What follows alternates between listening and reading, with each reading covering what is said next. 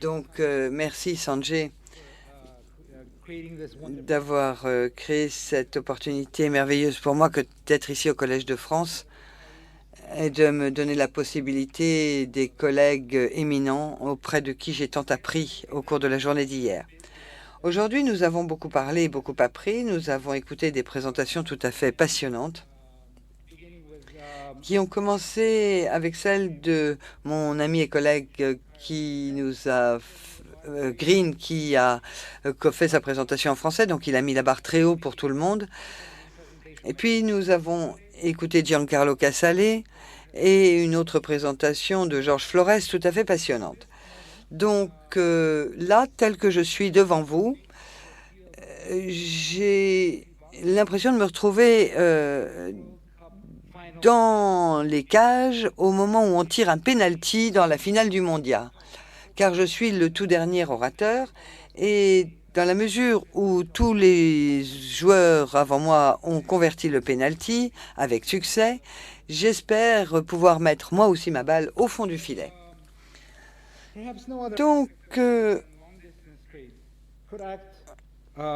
peut-être qu'aucun autre aspect des échanges à l'international ne peuvent témoigner mieux de ce qui se passait que les lettres de change. Ces instruments papier qui ont été utilisés comme mécanisme pour le transfert de sommes d'argent importantes d'un endroit à un autre du réseau et qui, dans le même temps, formaient un très bon mécanisme pour les prêts et les emprunts.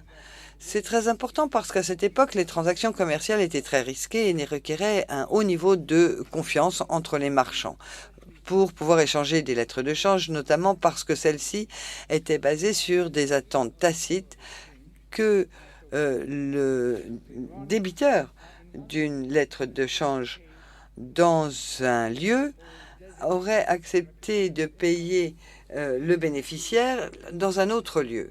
Le grand risque d'une lettre de change a donc entraîné de nombreux scientifiques à travailler sur ces documents et à les considérer comme ayant été construits sur la base de groupes ou de communautés marchandes ayant des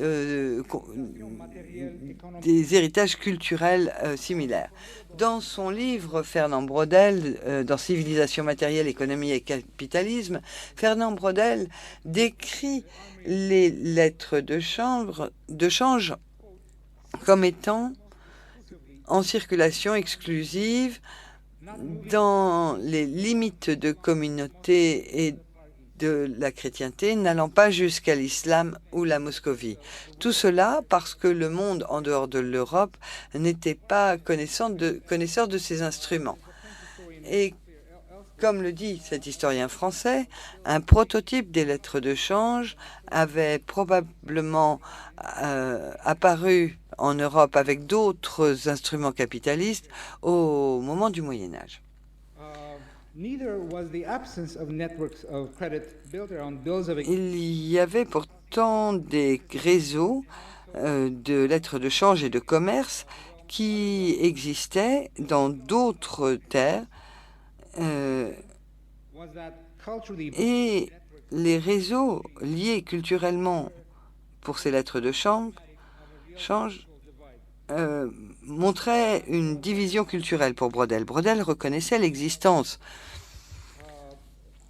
de réseaux, l'existence de circuits, et j'insiste sur le mot circuit, de circuits d'échange, de lettres de change chez les marchands arméniens, juifs ou musulmans, mais il ne s'agissait pas de réseaux qui puissent traverser ces cercles. Sans doute parce que les lettres de change étaient quelque chose de risqué, avec donc des niveaux de risque élevés, et des risques de rupture de confiance. Et comme le disait Braudel, le résultat de tout cela, et c'est là une situation très importante du troisième volume de son opus, il nous dit il ne faut pas faire d'affaires avec ceux qui n'appartiennent pas à votre peuple, qui ne sont pas soumis aux mêmes règles et codes de conduite, car cela reviendrait à prendre des risques au-delà du bon sens commun. Donc, dans ce schéma, on nous amène à croire que les Arméniens qui faisaient du commerce avec les musulmans, les juifs ou autres cultures serait quelque chose d'inconcevable parce que cela traverserait les frontières culturelles et amènerait immédiatement la question du risque et d'un risque au-delà du raisonnable. Donc, sur les bases des travaux de Francesca Trivellato, ma présentation va essayer de démontrer que les lettres de change et que les réseaux de lettres de change ont traversé les réseaux arméniens et les réseaux de la diaspora arménienne qui avait son origine à Julfa et ont relié les Arméniens de Julfa dans toutes les autres capitales, y compris en Inde. Donc, ce que je vais essayer de vous démontrer, c'est que non seulement cela existait, mais qu'il y avait un commerce, des interactions impliquant les lettres de change entre les Arméniens et les Malwaris ou d'autres banquiers, même si les sources ne sont pas très claires sur ce point. On ne sait pas exactement quelles sont les origines des banquiers arabes, mais très probablement il s'agit de Malwaris. Donc, j'argumente le fait que je vais chercher à démontrer l'existence de ces réseaux basés sur le crédit, mais également que ce commerce existait sans pour autant poser, pour citer encore Fernand Braudel, ne créait pas de risque qui allait au-delà du raisonnable. Par essence, alors, ce sont là des travaux qui sont en cours. Je tiens à le signaler immédiatement. J'ai évidemment travaillé auparavant sur d'autres instruments commerciaux comme les contrats, etc. Ici, les lettres de change sont un terrain assez nouveau pour moi et j'ai également travaillé auparavant sur quelque chose que je vais critiquer aujourd'hui dans ma présentation, c'est-à-dire qu'auparavant, j'avais dans une certaine mesure travaillé sur un cas insulaire, la communauté de Julfa, parce que les Arméniens de Julfa échangeaient les uns avec les autres et leur commerce était basé sur des contrats commerciaux que l'on appelait les commendas et qui étaient exécutés entre marchands de Julfa. Ce que je fais maintenant, c'est que je vais au-delà de cette arène intellectuelle et j'aborde le commerce croisé entre différentes communautés. Donc aujourd'hui, et sur la base d'une petite collection de documents, des lettres de change que l'on appelle Havaxendis et des Berats ou des Politsas, que j'ai récupéré dans des archives en Italie, notamment à Vérone ou à Florence ou encore à Venise, et dans le bureau des archives publiques de Londres et à la Bibliothèque nationale de Londres.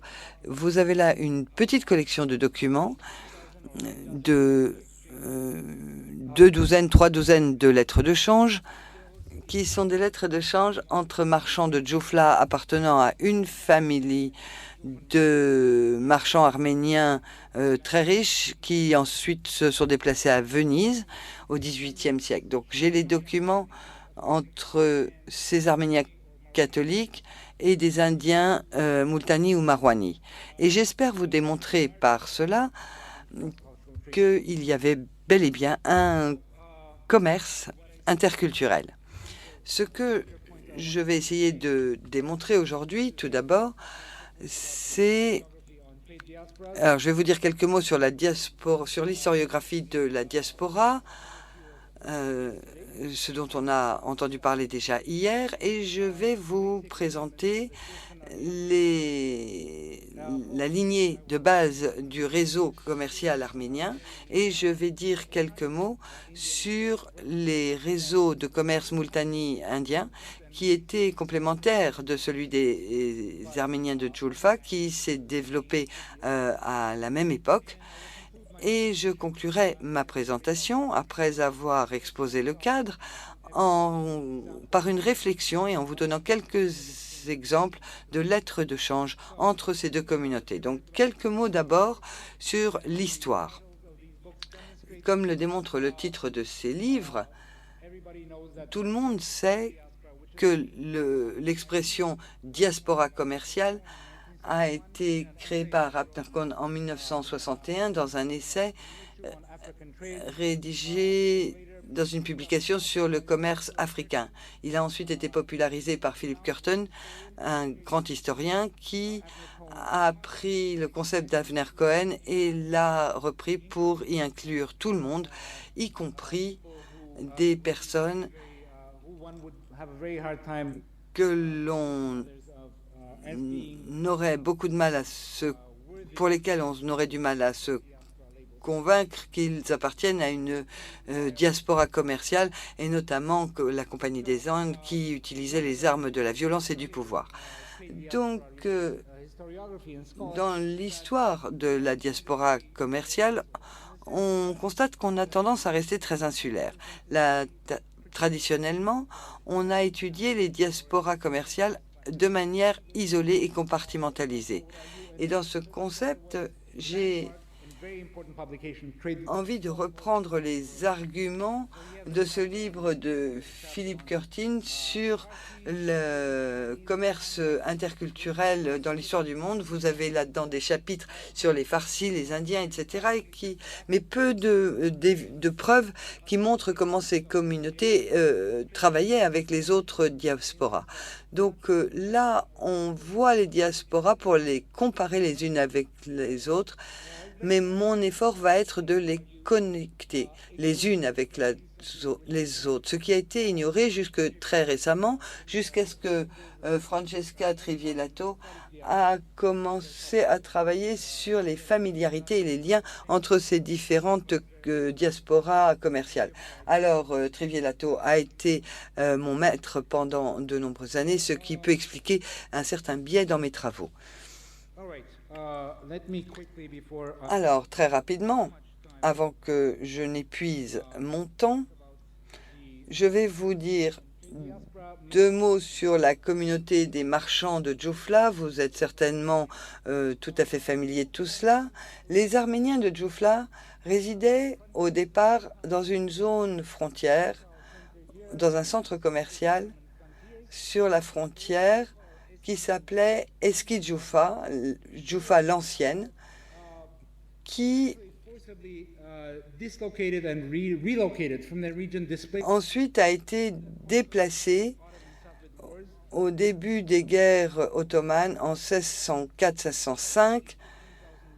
Vous avez 15 000 marchands qui s'étaient établis comme marchands de soie iranienne et qui vendaient la soie dans le bassin méditerranéen. Et ces marchands étaient des Arméniens de Djoufa et qui ont été obligés de s'installer dans le nouveau empire qui allait devenir l'Iran. On leur a donné un territoire qu'ils ont nommé la Nouvelle Joufa. Donc après cette déportation forcée, ces marchands ont établi, se sont créés un destin absolument fantastique en créant l'un des plus grands réseaux commerciaux modernes avec plusieurs cantons allant d'Amsterdam, Londres et Cadiz à l'ouest, dans tout le bassin européen, dans toute l'Europe, le Moyen-Orient, l'Inde et l'Extrême-Orient comme Canton et Guangzhou, et également Manille au bord de l'océan Indien. Certaines régions, certains marchands se sont même établis non plus seulement à Canton, mais dans ce qu'on appelait à l'époque la Nouvelle-Espagne, à Mexico City et à Acapulco pour être plus exact.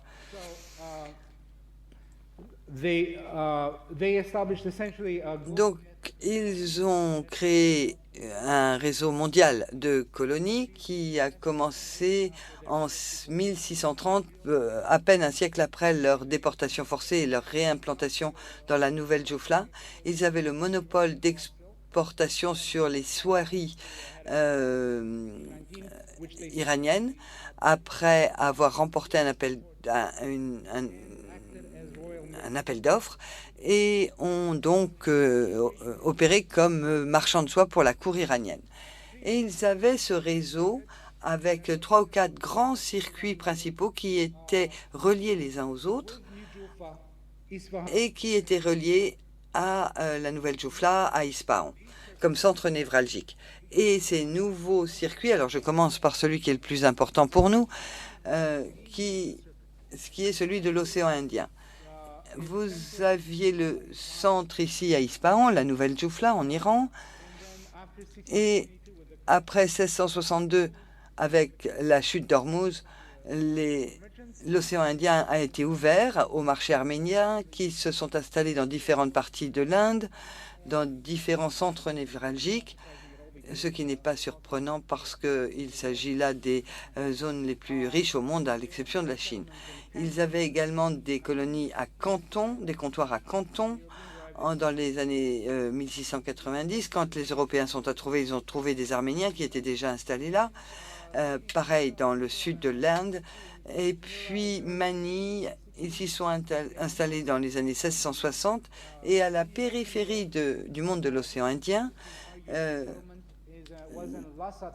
ils se sont également installés à Lhasa, au Tibet, en 1660, et qui a duré pendant plus d'un siècle, jusqu'en 1770. Alors, je ne vais pas rentrer dans les détails des directions de ces flèches et du système de mousson qui est représenté. Il y a une symbiose entre la direction du vent et l'établissement des comptoirs, dont on pourra reparler pendant la session des questions. Ensuite, ils se sont installés en Russie, d'Astrakhan à Kazan, Archangel, Saint-Pétersbourg, et utilisant cela comme un point de départ, ils sont venus en Europe occidentale. Et vous aviez le 3e réseau autour de la Méditerranée avec un comptoir important à Alep, Alexandrie, Izmir, Smyrne, Constantinople, Istanbul, Split, petite présente de marchands arméniens de Djoufla à Split. Et de là, ils sont remontés à l'endroit que je préfère dans le monde entier, c'est-à-dire Venise. Et ils étaient également présents en Espagne. Et puis, enfin, ils se sont établis à Marseille, à Paris, en 1660. Vous aviez des marchands de Djoufla qui venaient à Paris, notamment en tant que marchands de diamants, et leurs lettres de crédit sont stockées ici à la BNF à Paris, puis ils sont arrivés à Cadix et à Londres. Donc, ces 4 grands réseaux montraient que les marchands de Djoufla voyageaient beaucoup. Et vous voyez ici la représentation visuelle de 2 grands voyageurs marchands arméniens de Djoufla que j'ai retracés en étudiant les documents de l'Inquisition que j'ai retrouvés à Mexico City et que j'ai pu consulter grâce aux archives mormones à Norwich. Donc, dans ces documents, vous avez 31-35 marchands de Djoufla qui se sont rendus au bureau de l'Inquisition en 1720 et qui se sont très rapidement convertis de manière secrète au catholicisme. Les Arméniens ont leur propre église, différente de l'église romaine apostolique, mais qui était considérée comme une institution schismatique et hérétique par l'église de Rome. Donc, Ces marchands étant tout à fait intelligents, ils se sont rendus compte que leur commerce ne pourrait être que meilleur s'ils se convertissaient au catholicisme. Ce qu'ils ont fait en se rendant au bureau de l'Inquisition, en se réconciliant avec l'Église de Rome et en offrant leurs témoignages. Et dans ces témoignages, deux personnages ressortent. Il s'agit de ces individus qui sont représentés ici sur la carte. Le voyageur en rouge s'appelle Santiago di Baracchio et en bleu, Zacharias, Gregorio di Zacharias. Donc, Santiago di Baracchiel ne sonne pas du tout comme un nom arménien, mais il représente les marchands arméniens de Djoufla. Ce sont les premières communautés qui ont choisi le nom Algissé, qui n'est pas un nom très italien, sauf pour les Vénitiens, car c'est la version vénitienne de Luigi, mais il y a des Alvices qui sont revenus à Djoufla. Donc Santiago était un agent. Il travaillait pour son maître qui travaillait à Ispahan, Nouvelle Djoufla, et a travaillé en voyageant pour son maître pendant 20 à 30 ans et a travaillé partout dans le monde. Et ce qui nous rend ridicule à nous aujourd'hui qui vivons le temps des jet lag, lui il a fait cela à l'époque où on voyageait à dos de yak et de chameau. Donc, comment est-ce que ces 3 ou 4 circuits de commerce arméniens, comment est-ce qu'ils ont réussi à se maintenir et à maintenir leur intégrité pendant plus de 100 ans, de 1705 jusqu'à 1770 à peu près? Eh bien, pour répondre à cela, je vais citer les travaux de mon collègue qui va s'adresser à nous tout à l'heure, à savoir Claude Markovitz.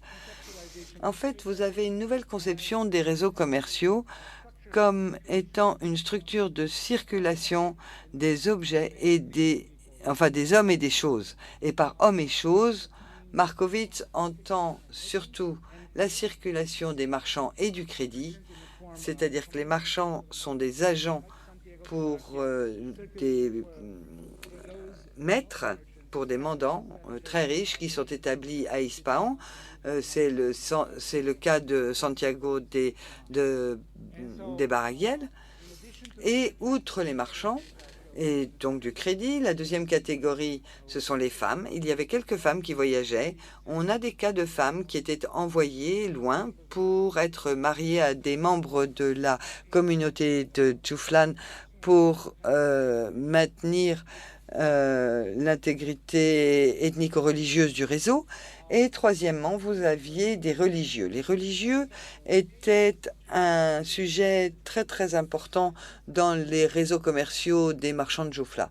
Et les religieux voyageaient pour apporter du personnel dans les églises de Djoufla en Inde. Et ils étaient subordonnés au diocèse de l'église arménienne à la Nouvelle Djoufla. Et on les envoyait pour prendre soin des besoins spirituels des communautés de marchands arméniens en Inde. C'est la raison pour laquelle vous avez un grand nombre de religieux arméniens, 200, 300, qui ont voyagé jusqu'en Inde. Donc, suffisamment d'Arméniens dans ces comptoirs pour justifier la création d'une église, et des prêtres y étaient envoyés. Et enfin, vous avez la circulation d'informations qui prenait principalement la forme de correspondance commerciale. Vous avez des centaines de lettres écrites par les marchands de Djoufla à leurs familles et à leurs partenaires commerciaux qui ont été conservées dans différentes archives à travers l'Europe et à Ispahan. Et dans cette dernière catégorie, vous avez également la circulation donc des correspondances commerciales, de manuels de commerce. Vous avez des manuscrits écrits par Constant Johannessi qui sont connus pour avoir été transportés par les marchands d'un endroit à un autre et qui s'en servaient comme livre de voyage ou comme manuel commercial. Et puis, vous avez également des lettres de change. C'est le plus important pour moi. Les lettres de change qui accompagnaient des lettres qui étaient échangées. Pourquoi est-ce que ces lettres de change étaient importantes? C'est la question que nous pouvons poser et nous pouvons essayer d'apporter une réponse à cette question en regardant l'itinéraire de Santiago d'Ibaraquiel. Santiago d'Ibaraquiel avait reçu, on va dire, des lettres de change pour une valeur de $5 000 de la part de son maître à Ispahan. Et il voyageait à travers le monde. Bien entendu, Santiago n'allait pas se promener à travers le monde avec $5 000 en pièces d'or dans un sac ou dans un coffre, parce que cela aurait nécessité des gardes du corps, des coûts de protection très importants pour ne pas se faire voler cet argent. Et on sait très bien que 10 à 12% des fonds investis au départ auraient été nécessaires pour assurer les coûts de protection. Donc cela allait contre ses intérêts. Donc plutôt que de transporter l'argent physiquement, ce qu'il faisait, c'est que son maître à la Nouvelle Joufa, lui envoyait des lettres de change qui sont en quelque sorte un contrat qui permettait le transfert d'argent sur de longues distances. Le marchand de Joufa allait voir un banquier qui allait lui remettre de l'argent. En échange, le banquier lui remettait un bout de papier en lui disant, voilà, ça c'est de l'argent qui va pouvoir être échangé chez mon agent à tel ou tel endroit. Et la deuxième raison d'intérêt pour Santiago, c'est que son maître allait récupérer un taux d'intérêt s'il prêtait l'argent à un banquier.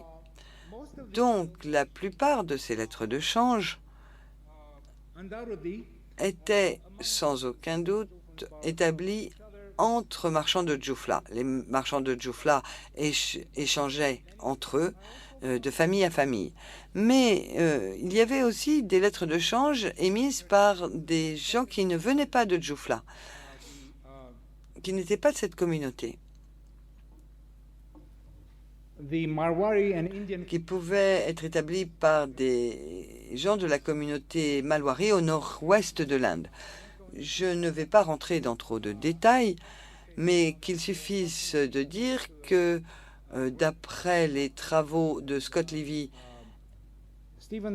et de Stephen Dale, il y avait environ 30 000 membres de la diaspora indienne établis à l'extérieur de l'Inde, en Iran, en Afghanistan, en Asie centrale, et plus particulièrement à Ispahan en Iran, et au nord de la mer Caspienne, en Russie, et à Astrakhan. Et la plupart d'entre eux venaient sans doute de la ville de Multan, mais beaucoup d'entre eux venaient également du Rajasthan, de la ville de Malwar, que je ne connais pas suffisamment. Mais les sources montrent que les Malwaris étaient ceux qui étaient des prêteurs d'argent. Donc, quelques mots très rapidement maintenant sur les complémentarités entre ces deux types de diaspora et les différences. On peut dire, au risque d'être un peu généraliste, que le réseau de Djoufla était amphibie par nature. Il était présent sur terre, mais également sur les mers. La plupart des comptoirs étaient des villes portuaires.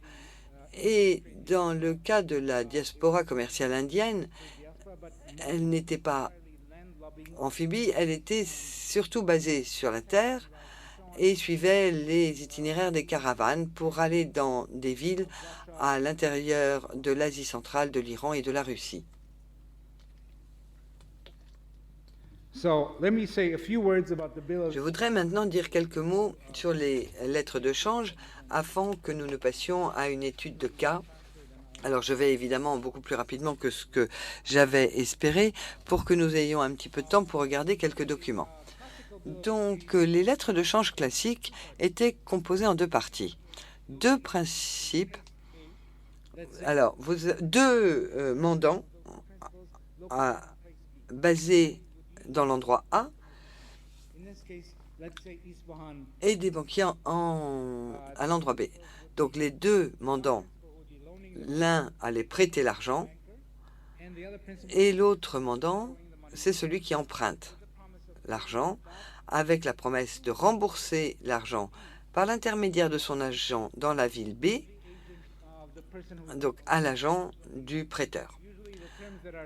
Les mots techniques qui sont utilisés pour ces parties sont le da-côté et celui qui transfère l'argent et qui reçoit du prenditore ou du tireur ou du souscripteur. Il reçoit une lettre de change, un morceau de papier qui dit « J'ai emprunté telle ou telle somme à telle personne et je promets de rembourser à l'agent de cette personne par l'intermédiaire de mon agent situé dans la ville B à tel taux d'intérêt, quel que soit le taux d'intérêt établi. » Et vous voyez que vous avez là un échange quadrilatéral qui devait se baser sur l'existence de la confiance. Parce que si ce mandant décide de violer ses obligations et décide de ne pas payer ou d'informer son agent ici qu'il ne faut pas payer, ou si l'agent décide de lui-même qu'il ne va pas reconnaître la dette et ne va pas honorer la lettre de change qui lui est présentée par le représentant de l'autre mandant, il n'y a plus de confiance. Et si vous avez cette décision, le bénéficiaire ici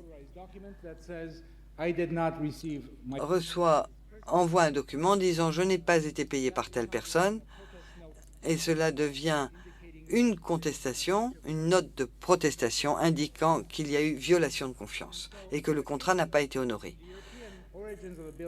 Donc en fait, les origines européennes de la lettre de change à l'époque médiévale, ce que l'on sait de la lettre de change en Europe, c'est qu'elle était basée sur une transaction sur deux monnaies différentes et les taux d'intérêt se cachaient dans les taux d'intérêt entre ces deux monnaies. Ici, dans les lettres de change des marchands de Djoufla, ce que l'on constate, c'est que la plupart des transactions, pratiquement toutes d'ailleurs, mais il y a quelques exceptions d'après ce qu'on m'a dit, mais ce sont des transactions qui s'opèrent dans la même unité de change, dans la même monnaie. Donc là, il y a une grosse différence entre les lettres de change en Europe médiévale et chez les marchands de Djoufla. Chez les marchands de Djoufla, cela dépend de la lettre de change islamique Mustaja et qui pouvait se baser sur 3 parties au lieu de 4. Et pour les marchands de Djoufla, il est plus que probable que ces lettres descendaient des instruments que l'on trouvait en Inde ou en Iran, est connu sous le nom de Tamasouk, par exemple en Inde. Maintenant, quelques documents très rapidement. L'un des documents dont je vous parlais tout à l'heure, une lettre de change entre les membres de la famille Sherryman, enfin 2 membres, Taddeo et Bartolo Sherryman, ce sont des noms italianisés, et 2 marchands indiens, à Ispahan. Et ici, vous avez la généalogie des Sherryman. Alors là, je vais sortir de ma présentation PowerPoint et je vais partir à l'aventure dans mon disque dur d'ordinateur. Donc là, vous avez mes archives numérisées dans mes archives. Je peux faire des recherches par mots-clés. Alors ici, vous avez... Excusez-moi. Je recherche. En fait, je me promène avec 90 000 images sur mon ordinateur, mais j'ai 300 000 autres images stockées sur un disque dur à la maison. Donc ici, je vais taper lettre de change comme mot-clé de recherche et immédiatement, en moins de 3 secondes, je tombe sur le nombre de lettres de change que j'ai indexées. Ici, vous en avez 40. Je pense qu'il en existe au moins une centaine. Mais si je veux être encore plus spécifique, je vais faire une autre recherche pour rétrécir la recherche et inclure les lettres de change qui sont bilingues, où vous avez le dialecte de Jufla d'un côté et de l'autre côté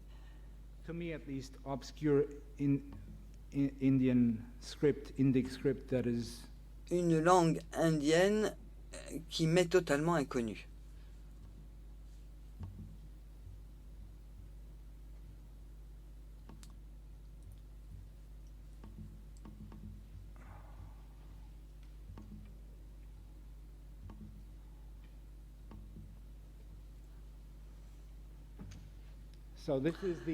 Donc ici, vous avez le texte en arménien qui dit ce document est signé au nom de Dieu, Yehovah. Donc, tous les documents commencent par la lettre A qui indique la présence de Dieu et qui dit en arménien, et là l'orateur lit en arménien, mais la traduction est la suivante. Les fils de Shahriaman, Tadeo et Bartholomé ont signé ce Bijukam Havak. Donc on souscrit un prêt auprès de ces deux Indiens qui sont identifiés ici comme Huja Jinsu et Kim Chon. Donc ce sont très vraisemblablement des marchands malwaris. Et il est précisé que cet emprunt... Alors les sommes ne sont pas très importantes dans ces lettres de change. Alors que j'en ai vu sur des sommes beaucoup plus importantes. Mais la somme n'est pas très importante. Il est également mentionné le taux d'intérêt, 0,75% par mois. Donc si vous calculez 0,75% multiplié par 12, ça fait 9% par an. Il semble que ces 9% aient été le taux de change courant entre Arméniens et Marwali. Et l'emprunt est fait à Surat, il va être remboursé en Surat auprès de l'agent du marchand qui est cité, qui s'appelle Hoja Petros Davo, qui lui aussi est membre de la famille Shahriaman. Et il est stipulé que le remboursement sera fait au bout de 150 jours. Donc, cela indique la maturité de la lettre de change, et à maturité, l'Indien recevant la lettre de change va envoyer une copie de cette lettre de change à son agent à Surat où il a un bureau. Cet agent va attendre 150 jours et à maturité, il va se rapprocher des représentants de la famille Shahriaman à Surat et leur dire, eh bien voilà, vous me devez 250 roupies avec 9% d'intérêt dans tant de jours. Et évidemment, il faudra que l'agent s'acquitte de la dette en roupies fraîchement frappées ou fraîchement fabriquées. Et les taux d'intérêt, donc 9% sur 5 mois, cela va représenter 400 et quelques roupies de plus. Et ici, vous avez le script en indien. Je ne sais pas le lire. Si quelqu'un sait le lire, je lui demande de bien vouloir venir me voir à la fin de ma présentation. Néanmoins, j'ai peur que personne ne soit en mesure de le lire. Et en bas, vous avez la notation par l'agent qui dit « Cette lettre de change est acceptée par moi et je l'ai payée à l'agent de tel à tel endroit. » Donc, vous voyez, on a un certain nombre de ces lettres de change, sans doute 2 douzaines, qui sont rédigées dans les 2 langues. Qu'est-ce que cela veut dire en termes de commerce interculturel? Eh bien, cela veut dire que d'un côté, les études sur les diasporas commerciales et le caractère interculturel de ces échanges commerciaux n'a jusqu'à présent pas suffisamment étudié les diasporas et leurs interrelations.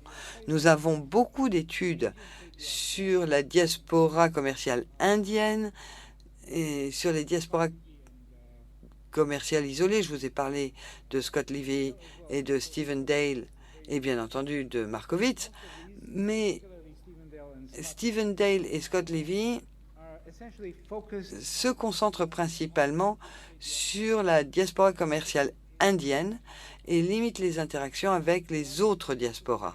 Et dans une grande mesure, c'est tout simplement parce qu'il manquait de la documentation originale. Ils ont utilisé des documents du 19e siècle qu'ils ont lus et à partir desquels ils ont fait des projections en remontant dans l'histoire.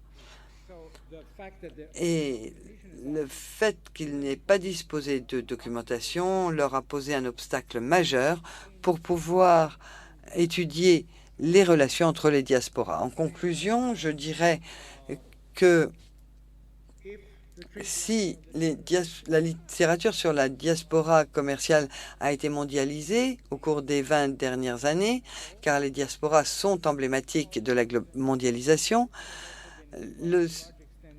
les études ont également été à la fois mondialisées et comparatives. Et dans le cas des Arméniens, et notamment de la communauté diaspora de Djoufla, quelques travaux, dont les miens, mais également ceux de beaucoup d'autres et qui sont bien plus accomplis que mes travaux, se concentrent sur les marchands de Djoufla interagissant entre eux et ne vont pas suffisamment loin dans l'étude des échanges qu'elles avaient avec d'autres diasporas commerciales. Donc à l'avenir, il va falloir mondialiser ou comparer les efforts de ces diasporas et je vous encourage à revenir à ce que disait Giancarlo, si je peux me permettre. Je dirais que connecter les diasporas sera la nouvelle vague de recherche à base de documents fiables qui permettront d'étudier les relations entre les diasporas commerciales. Merci.